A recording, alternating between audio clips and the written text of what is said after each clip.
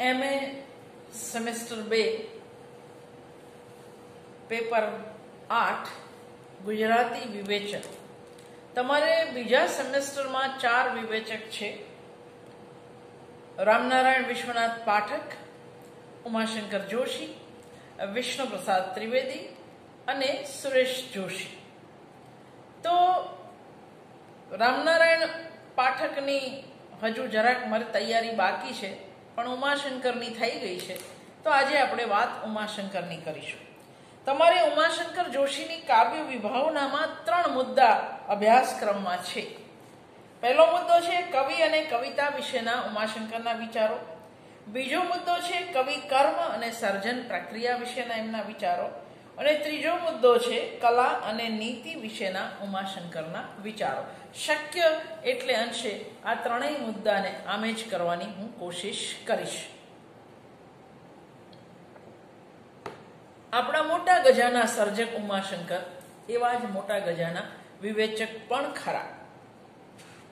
ઉમાશંકર જોશીએ પંડિત યુગની વિવેચના સાથે પોતાનું અનુસંધાન જાળવી રાખ્યું છે. વિવેચનાની મર્યાદાઓને અતિક્રમી જવાનો પણ એમણે પ્રયાસ કર્યો છે. અનુસંધાન જાળવવું છે, પણ જે મર્યાદાઓ હતી એને અતિક્રમી જવાનો પ્રયાસ કર્યો છે. ઉમાશંકર જોશીની વિવેચનાને મૂલવવા બેસનારે એમના સૈદ્ધાંતિક અને એમના કૃતિલક્ષી લેખો જોવા રહ્યા. એમના 35 જેટલા સૈદ્ધાંતિક લેખ, સાહિત્ય સ્વરૂપો વિશેના એમના 14 જેટલા લેખ, સાહિત્યના ઇતિહાસને આવરી લેતા 15 લેખ, ગુજરાતી સાહિત્યકારો અને કૃતિઓ વિશે 150 થી વધારે લેખ, ભારતીય સાહિત્ય વિશે 30 લેખ, પાશ્ચાત્ય સાહિત્ય વિશેના 18 લેખ. આ બધું જોવું જોઈએ. આટલા વિશાળ પટ પર કામ કરનારી કલમો ગુજરાતી સાહિત્યમાં બહુ ઓછી છે. એમની કાવ્ય વિભાવનાને Vyas, Valmiki, Kalidas, Bhavabhuti, Rabindranath, Shakespeare, Wordsworth, Goethe, Tolstoy, Hemingway, Eliot જેવા પૂર્વ પશ્ચિમના ઉત્તમ સર્જકોની રચનાઓ દ્વારા પોષણ મળેલું છે. કવિ તરીકે સ્થપાયા એ પહેલા આરંભ ગાળામાં ઉમાશંકરે લખેલું સૌંદર્યોપી ઉરઝરણ ગાશે પછી આપ મેળે એવું થવું શક્ય છે ખરું? કવિતા આપ મેળે રચાય છે ખરી? ઉમાશંકર પછીથી એનો જવાબ આપે છે. ઉમાશંકર જોશીની કાવ્ય વિચારણા પરંપરાઓથી પોષાયેલી છે. તેઓ સ્પષ્ટ રીતે કહે છે, જે કાવ્ય માત્ર વર્તમાનના ક્ષણિકના વર્ણન પર નિર્ભર રહે છે એ કાવ્ય પોતે પણ ક્ષણજીવી નીવડે છે. જે કાવ્ય વર્તમાનના સીમાડા વટાવી ભૂત અને ભવિષ્ય સાથે સુસંગત અને સંવાદી હોય એવા સત્યને મૂર્ત કરવા માટે સ્ફુરાયમાન થાય એ જ કાવ્ય અમરતાને પાત્ર ઠરે છે. આનો અર્થ એ થાય કે ઉમાશંકર જોશી શાશ્વતીનો સ્વીકાર કરે છે. યુગ ચેતનાનો પણ તેઓ સ્વીકાર કરે છે. ઇતિહાસ તત્વનો પણ તેઓ સ્વીકાર કરે છે. એટલે જ ઉમાશંકર લખે છે, સમાજ જીવનના કયા અંશો કવિને તેના સર્જન વ્યાપારમાં પ્રેરક, પ્રોત્સાહક કે ઉપાદાનરૂપ અથવા વિરોધક કે વિઘાતક નીવડે છે એની તપાસ પણ થવી જોઈએ. ઉમાશંકર જોશીની કેટલીક વિચારણાઓ પર રાવી પાઠકની વિચારણાનો પ્રભાવ પડેલો છે.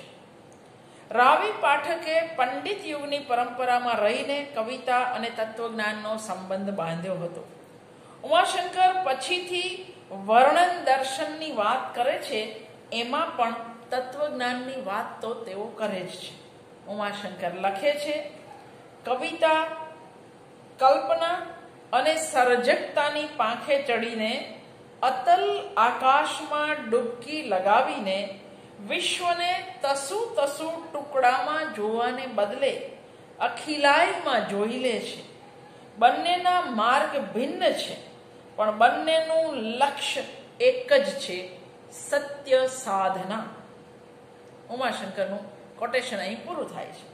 પરંતુ તત્વજ્ઞાન કૃતિમાં કેવી રીતે પ્રગટે એની ઉમાશંકરને પૂરેપૂરી જાણ છે. ઉરઝરણ આપમેળે કેવી રીતે વહેશે એને આ કવિ બરાબર સમજે છે. ઉમાશંકરનું અવતરણ કવિ સહજ સૂઝથી કવિએ રચના કરી છે એવું કહેતા ઉમાશંકર સ્પષ્ટ શબ્દોમાં કહે છે, તત્વચિંતન તત્વ રૂપે નહીં પણ અહીં રસ રૂપે વિરાજે છે. જે તત્વ દર્શન રાવી પાઠકમાં તત્વ દર્શન રહેતું હતું તે ઉમાશંકરમાં રસ રૂપે વિરાજે છે. એટલે દયારામનો દ્રષ્ટાંત વાપરીને કહેવું હોય તો એવું કહી શકાય, કવિએ તો ગરબી જ લખવાની, તત્વચિંતક ભલે રસિક વલ્લભ લખે. ઉમાશંકર વારે વારે પરંપરાનું મહાત્મય કરે છે. એ કહે છે, ગમે તેટલી નવીનતા કલાકાર દાખવે પણ જો તે સમય સુધીની સાહિત્યિક પરંપરામાં ક્યાંય પણ મૂળિયા ઘાલવાની ગુંજાઈશ નહીં હોય તો એની જન્મોતરી લખાઈ ગઈ સમજવી કે એની જીવાદોરી બહુ લાંબી નથી. એલિયટ જે વાત કહેતો હતો તે જ છે કે જો તમારા પગ પરંપરામાં રોપાયેલા નહીં હોય તો તમે લાંબા ગાળા સુધી કવિ તરીકે યાદ રખાવાના નથી. ફરી એકવાર આખી ઉમાશંકરની વાત તમે લખી શકો એટલા માટે, ગમે તેટલી નવીનતા કલાકાર દાખવશે પણ જો તે સમય સુધીની સાહિત્યિક પરંપરામાં ક્યાંય પણ મૂળિયા ઘાલવાની ગુંજાઈશ એમાં નહીં હોય તો તેની જન્મોત્રી લખાઈ ગઈ સમજવી કે એ કવિની જીવાદોરી બહુ લાંબી નથી. જગત સાહિત્યના ઇતિહાસ પર દૃષ્ટિ કરતા જણાશે કે મહાપ્રતિભાશાળી સર્જકો પણ નવીનતા માટે ફાંફા મારવામાં પોતાની શક્તિનો દુર્વ્યય કરતા નથી. ભૂતકાળે જે કંઈ સામગ્રી આપી હોય તેનો સહર્ષ સ્વીકાર કરી તેની પાસેથી જ પોતાનું કામ કઢાવી લે છે. ઉમાશંકરનું અવતરણ પૂરું. પછીથી સુંદરમે પણ ઉમાશંકરની આ વાતને ટેકો આપેલ છે. આપણને ઉમાશંકરની આ વાત એલિયટની ટ્રેડિશન અને ઇન્ડિવિડ્યુઆલિટી, પરંપરા અને વૈયક્તિક પ્રતિભા સાથે મેળ ખાતી હોય એવું લાગશે. ઉમાશંકરની વિવેચનાને સર્જકનિષ્ઠ વિવેચના કહી શકાય, કારણ એમણે સર્જન પ્રક્રિયા પર પોતાનું ધ્યાન કેન્દ્રિત કર્યું છે. એમની રુચિ પ્રશિષ્ટથી માંડી આધુનિક સર્જકોને આવરી લેતી હોય કોઈ કુંઠાનો ભોગ બનતી નથી.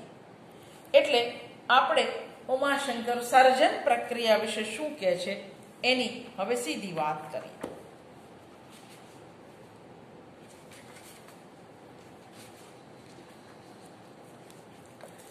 કવિ કર્મ અને સર્જન પ્રક્રિયા વિશે ઉમાશંકર.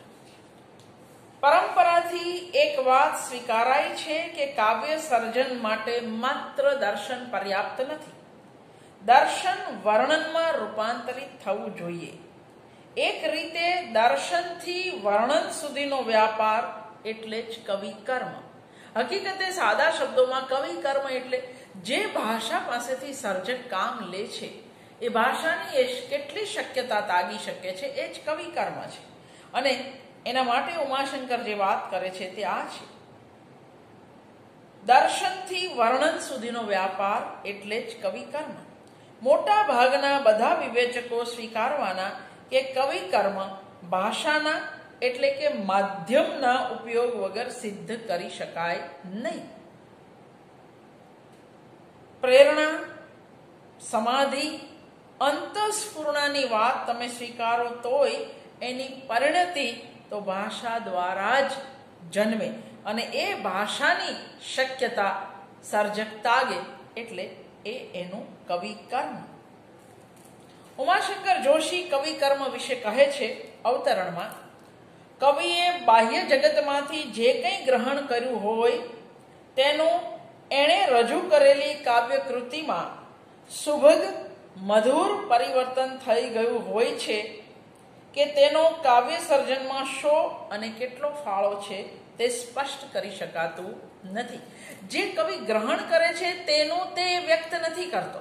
એટલે જે એણે ગ્રહણ કર્યું અને જે એણે વ્યક્ત કર્યું એ બેઉ વચ્ચે તમે બહુ મેળસા. એટલે જ કહે છે કે એ એટલું એવું સુભગ મધુર પરિવર્તન થઈ ગયું હોય છે કે એનો કાવ્ય સર્જનમાં શો અને કેટલો ફાળો હતો પેલી સામગ્રીનો એ તમે કહી શકતા નથી.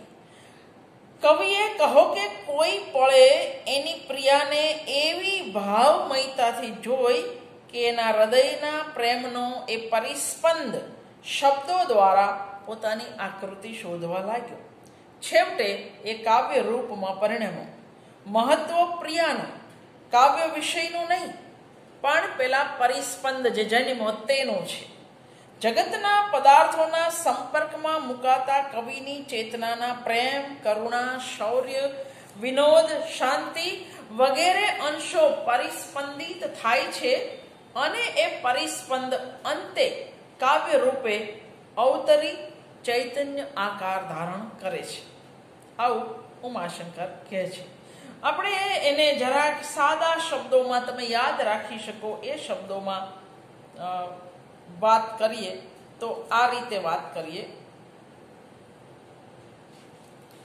કવિ પોતાના દર્શનને વ્યક્ત કરવા માટે બાહ્ય જગતનો ઉપયોગ કરે છે.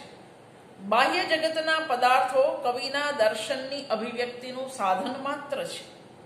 એ અભિવ્યક્તિની જરૂરિયાતોને તેઓ વશ વર્તે છે. ઉમાશંકર કવિની સાધના નામના નિબંધમાં સર્જન પ્રક્રિયાના 3 સોપાનની વાત કરે છે. પહેલું ડગલું, કવિ વિશેષ ભાવે જગતના પદાર્થોને ગ્રહણ કરે છે. કવિ શબ્દ વાપરવાને બદલે આપણે કવિ ચિત્ત વાપરીએ. કવિ જગતના વિષયોનું વિશેષ ભાવે ગ્રહણ કરે છે અથવા તો કવિ ચિત્ત જગતના પદાર્થોને વિશેષ ભાવે ગ્રહણ કરે છે. બીજું ડગલું, કવિના ચિત્તમાં સંચિત થયેલી અથવા તો વિશેષ ભાવે ગ્રહણ થયેલી એ સામગ્રીનું કોઈક અકળ પ્રક્રિયાથી રૂપાંતર થાય છે અને રૂપ બંધાય છે.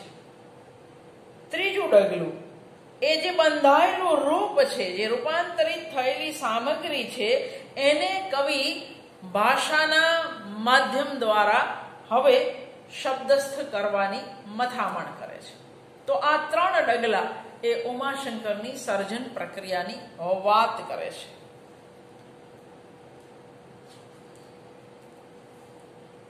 લાગણી, સંવેદનો, વૃત્તિઓ તો દરેક ચિત્તમાં ઉઠતા હોય છે, પણ જ્યારે તેઓ કોઈ આકૃતિ રૂપે આવિર્ભાવ પામે ત્યારે આપણને અભિવ્યક્તિ મળે છે.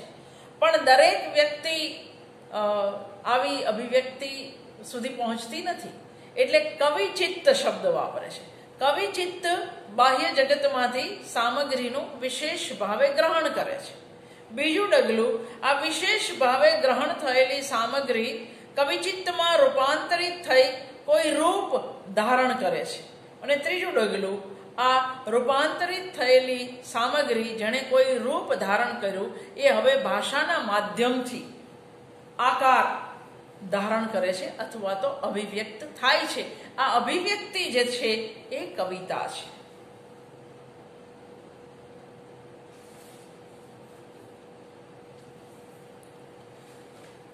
કવિએ પોતે અનુભવેલું એવું નહીં, પણ કલ્પનાથી અનુભવેલું એવું પણ એના ચિત્તમાં હોઈ શકે. આ બધી વાતો પછી ઉમાશંકર પાછા કહે છે, સર્જન પ્રક્રિયા ઉપરથી ક્યારેય પડદો ઊંચકાશે કે કેમ એ પ્રશ્ન છે. કઈ પળે કવિતા રચાય? ઉમાશંકરે લખ્યું છે, ચાલો આજે એક કવિતા રચી કાઢું એવું નક્કી કરવાથી કવિતા રચાતી નથી.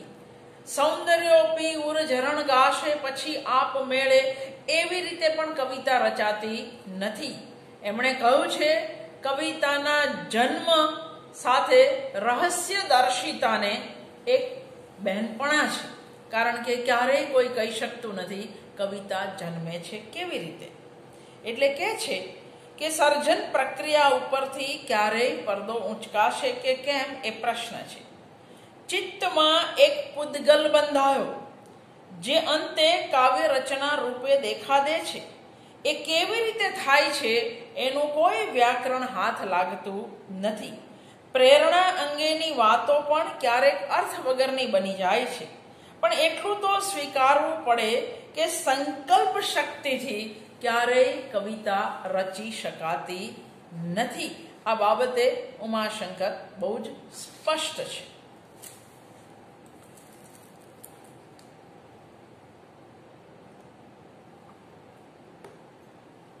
બીજો મુદ્દો કવિતા વિશે, કવિતાની સ્વાયત્તતા વિશે અને કળાની સમાજ અભિમુખતા વિશેની ઉમાશંકરના વિચારો. જો નીતિ વિશેના વિચારો પૂછે ત્યારે જે લોકો સમાજ અભિમુખ કવિતામાં માને છે, જીવન અભિમુખ, સમાજ અભિમુખ, જેને આપણે પ્રગતિવાદી સર્જક પણ કહીએ છીએ, ઉમાશંકર એમાંના એક છે. ઉમાશંકર માને છે કે જે કાવ્ય માત્ર વર્તમાનના ક્ષણિકના વર્ણન પર નિર્ભર રહે તે પોતે પણ ક્ષણજીવી નીવડે. જે કાવ્યો વર્તમાનના સીમાડા વટાવી ભૂત અને ભવિષ્ય સાથે સુસંગત અને સંવાદી હોય એવા સત્યને મૂર્ત કરવા સ્ફુરાયમાન થાય તે જ અમરતાને પાત્ર ઠરે. પણ ઉત્તમ કવિતાની આવી પ્રવૃત્તિ તે સમકાલીન સમાજ ઘટના, વિચાર, વાતાવરણ વગેરેથી અમુક અંશે મર્યાદિત છે. માનવ સંસ્કૃતિની સમુત્ક્રાંતિને જે સોપાને સમકાલીન સમાજ ઊભો હશે એના ઉપર જ વારંવાર કવિની કલ્પકતાને પણ કવિની કલ્પના પણ ત્યાં જ જઈને બેસવાની છે. આથી કાવ્યની ચર્ચામાં ઐતિહાસિક તત્વ આગંતુક નહીં પણ મહત્વનું છે. ઉમાશંકર માને છે કલાકૃતિની વિશેષતાને બહાર વાણીના સ્થૂળ અવયવોમાં શોધવાને બદલે આખી કૃતિની વૈયક્તિક આત્મવત્તામાં શોધવાનું પ્રાપ્ત થાય છે. સમગ્ર કૃતિ જીવંત એકતાની વાત કરે છે, કોઈ એક અંશ એનો રૂપાળો છે એવું નહીં. એટલે કલાકૃતિની વિશેષતાને બહાર વાણીના સ્થૂળ અવયવોમાં શોધવાને બદલે આખી કૃતિની વૈયક્તિક આત્મવત્તામાં શોધવાનું પ્રાપ્ત થાય છે. અને આ વિશેષતા લાવી લવાતી નથી. એ વિશેષતા સાથે જ કલાકૃતિનો જન્મ થાય છે. એ પછીથી નથી એમાં ઉમેરાતું. એ વિશેષતા સાથે જ કલાકૃતિ જન્મે છે. જન્મસિદ્ધ વિશેષતામાં ઉમેરો કરવાના વાણીના બહિરંગ પ્રયત્નો નિષ્ફળતાને પામે છે. પછીથી એમાં કોઈ પ્રયત્નો કરવાની જરૂર નથી. કાવ્યની વિશેષતા પણ એની સમગ્ર નખશીખ આકૃતિમાં પ્રગટ થાય છે. કવિતામાં આકારનું સવિશેષ મહત્વ છે. કવિતામાં આકારની બહાર કોઈ આત્મા છે જ નહીં. કવિ માનસમાંથી ઉપસતું આકારયુક્ત સંવેદન એ જ કાવ્ય કહેવાને પાત્ર બને છે. સુરેશ જોશી પહેલા ઉમાશંકર જોશી કવિતાની સ્વાયત્તતા વિશે કેટલા તો સ્પષ્ટ હતા. તેઓ કહે છે કવિતા ઉર્મી પ્રધાન હો કે ન હો, આદર્શ પ્રધાન હો કે ન હો, કવિતા કવિતા પ્રધાન હોય એટલે બસ. સારા જીવન તંત્રને સ્પર્શી શકે તે કવિતા. ઉર્મી, વિચાર, આદર્શ, વાસ્તવ બધા તત્વોને સમેટી લેતી કવિતા કવિતા પ્રધાન જ હશે. કાવ્યની નૈતિકતા બાબતે, સર્જકની એ બાબતે જવાબદારી બાબતે ઉમાશંકર બિલકુલ પોતિકા મૌલિક વિચારો ધરાવે છે.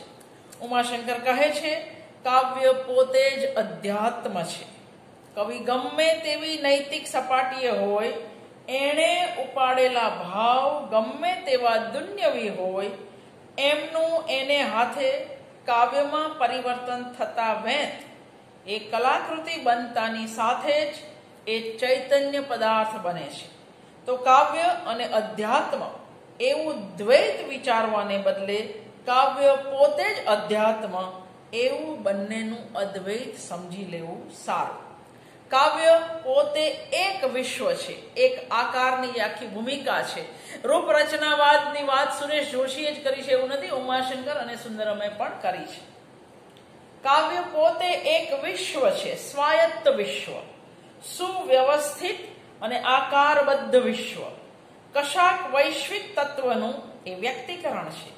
કાવ્ય દ્વારા કવિના વ્યક્તિત્વ સાથે જ મુકાબલો થતો નથી, પણ કવિના સમગ્ર સાંસ્કૃતિક સંદર્ભ સાથે.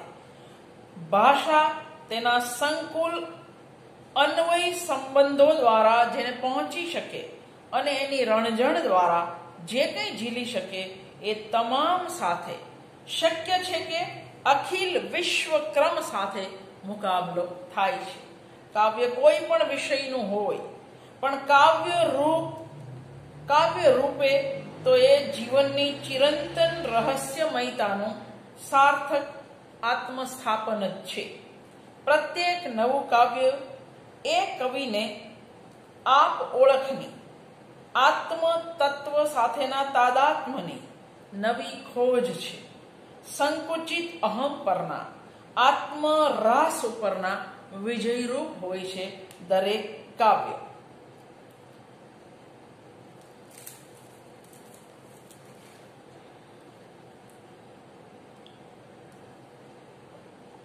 કવિતા અને જીવન વિશે ઉમાશંકર શું કહે છે?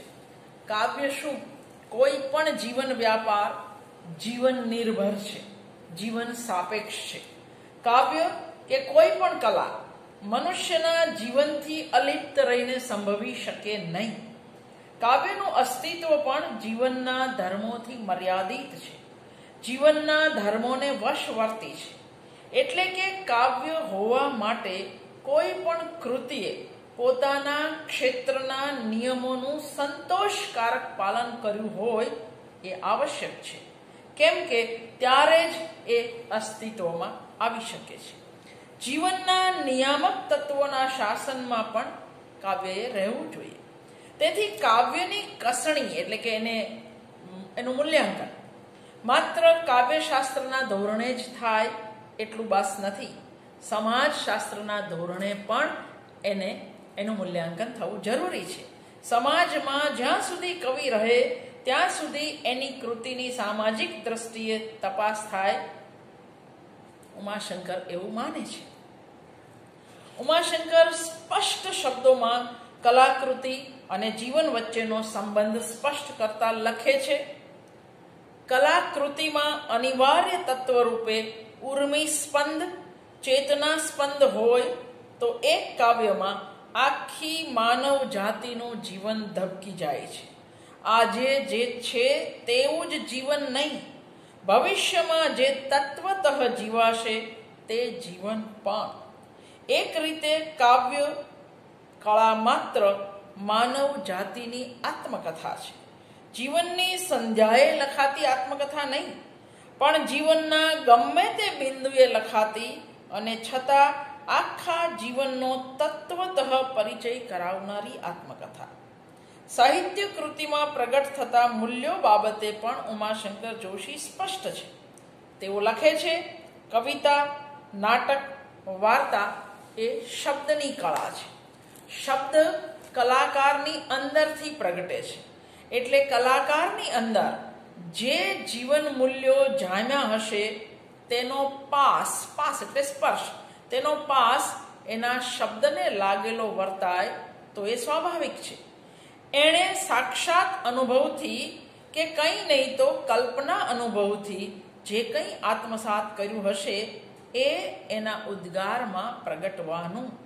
પોતે જે મૂલ્યોનો ધબકારો પોતાની રગો પર નથી અનુભવ્યો, જે મૂલ્યો સર્જક માટે જીવન સટોસટની લડાઈ માટેના નથી, તે મૂલ્યોની વાત સર્જક નહીં કરી શકે. કરશે તો એ ખોખલી લાગશે. મૂલ્યોની વાત કરતા પહેલા તે એ મૂલ્યોને પામ્યો તો હોવો જોઈએ ને. એ સિવાય સચ્ચાઈનો રણકો આવવો અસંભવ છે. મૂલ્યો ઉછીના લઈ શકાતા નથી. જે મૂલ્યો સાથે કલાકાર સમરસ બન્યો હોય, જે મૂલ્યો એના પોતિકા બન્યા હોય, તેનો પાસ એની રચનાઓમાં વર્તાશે. પશ્ચિમના કલાઘાટ, કલા આકાર જે અનુભૂતિના આવિષ્કાર છે, તે અનુભૂતિની ગેરહાજરીમાં એમને યોજવા જતા માત્ર આકૃતિના ખોખા જ આપે, આકૃતિ ન મળે. ઉમાશંકરના નીતિ વિષયક વિચારો પણ બહુ સ્પષ્ટ છે. એની અંદર તમને ક્યાંય વિરોધાભાસ દેખાશે નહીં. ઉમાશંકર લખે છે, કલાનું સ્વરૂપ જ એવું છે કે તે નીતિ નિરપેક્ષ છે. એ મોરલ પણ નહીં અને એન્ટી મોરલ પણ નહીં, એ મોરલ, નીતિ નિરપેક્ષ. પણ એનો અર્થ એ નથી કે કલા અનીતિમય, ઇમોરલ. એ ઇમોરલ પણ નથી, અનીતિમય પણ નથી. કોઈ નીતિ ધોરણનો કક્કો ખરો કરવો એ કલાનું કામ છે જ નહીં. જેમ તેનો ભંગ કરવો એ પણ કલાનું કામ નથી.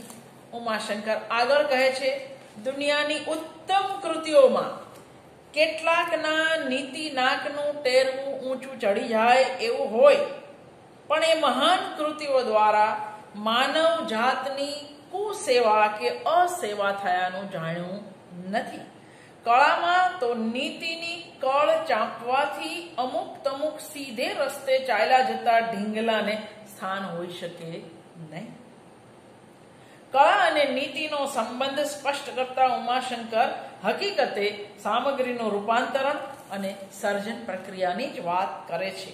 તેઓ કહે છે, સ્વરૂપ અનુસંધાન ભલેને ક્ષણ માટે પણ શક્ય બનાવતી કાવ્ય કળા એકંદરે નીતિ વિરોધી હોય જ કેવી રીતે શકે?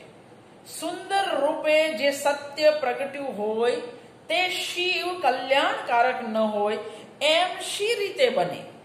અને અસભ્યતા કાવ્યને શી રીતે પોસાય? જગતની કુત્સિત વસ્તુઓ કાવ્યમાં પ્રવેશે તો એમનું એ જ રૂપ રહેવા પામે નહીં. એ જ રૂપે રહે અને ભાવાત્મક રૂપમાં એમનું પરિવર્તન ન થાય તો પછી એ કાવ્યત્વને પામી જ નથી. અને જો એ કાવ્યત્વને પામી છે તો પછી એનું એક કુત્સિત રૂપ બચ્યું હશે નહીં. કળાના સત્યની વાત કરતા ઉમાશંકર વળી એકવાર નીતિના પ્રશ્નને સ્પર્શે છે. તેઓ લખે છે, સત્ય એ નિશ્ચિત છે અને કલાકારે એને શણગારીને પ્રજા સામે મૂકવાનું છે. એમ માનનારાઓ કલા પાસે નીતિ નિયમ વગેરેની જાળવણીની અપેક્ષા રાખે છે. હકીકતે કલા પોતે પણ સત્યને પામવાનો એક પ્રયત્ન છે. કલાકાર સત્ય સ્વીકારી લઈ એને શણગારીને રજૂ કરે છે એમ નથી. એની કલાકૃતિ પૂરી થાય ત્યારે જ એ કૃતિ આકૃતિ દ્વારા કલાકારનું વિશિષ્ટ સત્ય દર્શન પ્રતીત થતું હોય છે. કલાકાર કલા દ્વારા એક અપૂર્વ જગતનું નિર્માણ કરી એના દ્વારા પોતાના સત્ય દર્શનને રજૂ કરવાનો પુરુષાર્થ કરી રહ્યો હોય છે. ઉમાશંકરના વિધાનમાં સાહિત્ય કૃતિનું સત્ય એ એના સંવાદિતાનું સત્ય છે. એને જેને આપણે વ્યવહારનું સત્ય કહીએ છીએ એમાં શોધવાનું નથી. એટલે જો એક ઉત્તમ કાવ્ય બન્યું હશે તો એને પોતિકું સત્ય પ્રાપ્ત થયું જ હશે. ઉમાશંકર સાહિત્ય અને સમાજ માટેના જે સંબંધ છે એની વિશે કહે છે, સર્જક વાસ્તવ અને ભાષાના પૂતગલ માટે પોતે જે સમાજનો હોય તેનો સર્જક ખરેખર ઋણી છે, પણ સામાજિક જવાબદારીના નામે એને એની કૃતિમાં સમાજ અથવા તેની નેતાગીરી ચાહે એ રીતે વાસ્તવને સમાવવા કહેવું એ તો કલા સર્જનનું સ્વરૂપ ન સમજવા બરાબર છે. ફરમાયશું કવિતા ન હોય ક્યારેય. કોઈ તમને રાજકારણીઓને ખુશ કરવા માટે, કોઈ તમારા સત્તાધીશને ખુશ કરવા માટે ક્યારેય સાહિત્ય કૃતિ હોય નહીં. ઉમાશંકર એ બાબતે સ્પષ્ટ છે. વાસ્તવના કલાકીય રૂપાંતરની શરત પર ભાર મૂકતા ઉમાશંકર કલાકૃતિનો જન્મ કેટલો તો સ્વયંભૂ હોય છે એની વાત કરતા કહે છે, વાસ્તવનું કલામાં પરિવર્તન થાય છે ત્યારે એ પરિવર્તન સઘન રૂપે વૈયક્તિક પ્રવૃત્તિ છે. એને ન તો સંકલ્પ શક્તિ દ્વારા સંચાલિત કરી શકાય, ન તો એની પાસે મનમાયનું કામ લઈ શકાય. અને એ પ્રવૃત્તિને પરિણામે નિપજતી કલાકૃતિ જેટલી સ્વયંભૂ હોય તેટલી જ અપૂર્વ હોય છે. સંપૂર્ણ સ્વતંત્રતાના સંજોગોમાં જ એ શક્ય બને. સાહિત્ય અને સમાજ વચ્ચે સંપૂર્ણ વિચ્છેદ શક્ય જ નથી એવું માનતા ઉમાશંકર જોશી લખે છે, સમાજ દર્શન સાથે નિતાંત વિચ્છેદ માંગવો એ પણ એક આત્યંતિકતા હતી. શબ્દ એ સમાજે દીધેલું માધ્યમ છે. ભાષા એ સામાજિક અસ્ક્યામત છે. સમાજ ન હોય તો ભાષા પણ ન હોય, અને તેથી સામાજિક સંદર્ભનો આત્યંતિક વિચ્છેદ કલામાં થઈ શકતો નથી. શું કવિતામાં, શું નાટકમાં, શું નવલકથામાં ઉમાશંકર સ્પષ્ટ શબ્દોમાં કલાકૃતિની જવાબદારી અંગે લખે છે. અવતરણમાં લેખક કે કવિના માથે ધર્મગુરુ, પૈગંબર કે ભાટ ચારણ પ્રચારકની કામગીરી બજાવવાની ફરજ લાદવી જોઈએ નહીં.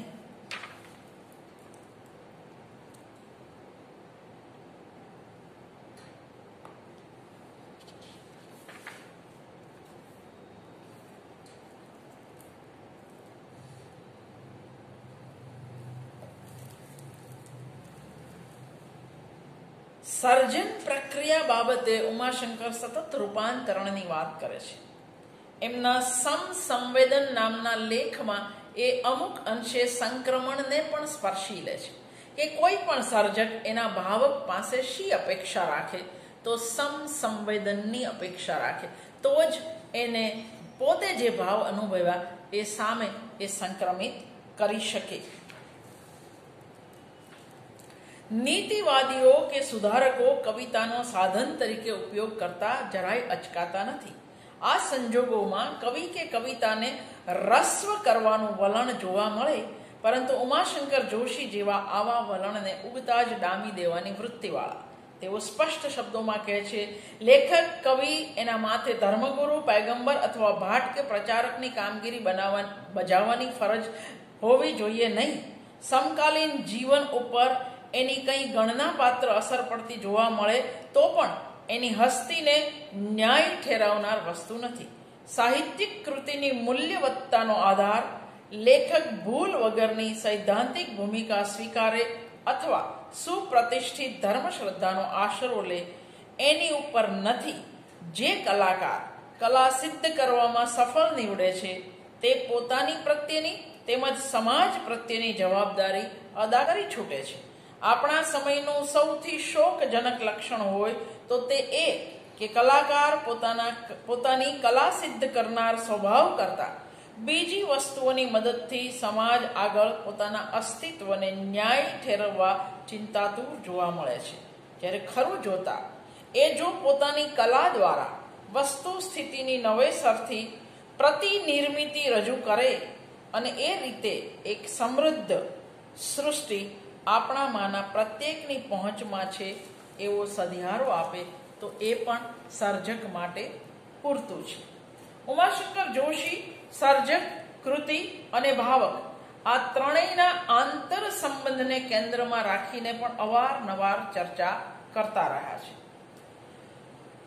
નવ્ય વિવેચનાએ પુરસ્કૃત કરેલ ભૂમિકાનો પરિચય ગુજરાતને હજુ બહુ નહોતો થયો એ વર્ષોમાં ઉમાશંકર જોશી એને મળતી ભૂમિકાઓ ચર્ચે છે. અલબત્ત એમના વિચાર થોડાક વેર વિખેર છે. તો ઉમાશંકરના તમારે જે મુદ્દા છે એ મોટા ભાગની વાત આની અંદર આવી જાય છે. પછીથી આપણે રાવી પાઠક અને વિષ્ણુપ્રસાદ ત્રિવેદીની પણ વાત કરીશું.